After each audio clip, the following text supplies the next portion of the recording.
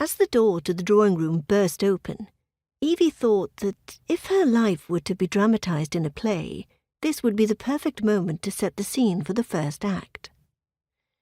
Henrietta, the Dowager Countess of Woodridge, entered, her steps hurried, her expression jubilant as she waved a piece of paper in the air.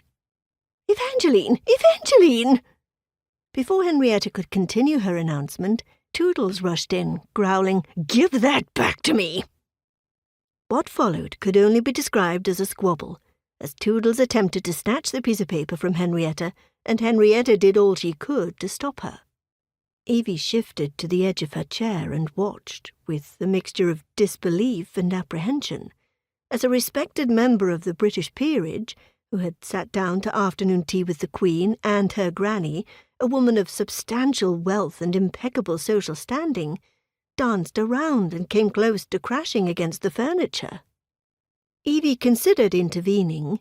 However, she hesitated, thinking they would surely come to their senses and realize she wasn't alone. Glancing at the young woman sitting opposite her, Evie saw her looking down at her hands, evidently choosing to ignore the scene either out of politeness, supreme discretion, or awkward embarrassment. Any one of those reasons, of course, had earned the young woman top marks. "My lady!" Turning back to the chaotic scene, Evie saw Edgar, her butler, supporting himself against the door, his chest rising and falling in quick succession. Edgar? Was he suffering an attack? Evie rose out of her chair, only to sink down again, when, stopping to catch his breath, he managed to say, "My lady, I tried to stop them." He gasped in a breath before continuing, "But they were too quick, even for me."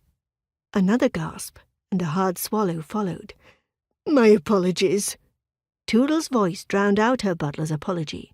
"Oh, for heaven's sake, have it your way!"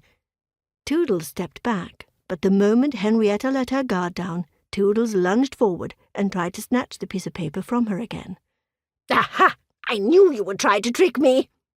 Henrietta stretched her arm out and stepped back, using her umbrella to ward off another attempt. "You shall have to get past the persuader." Evie closed her eyes. Henrietta had named her umbrella?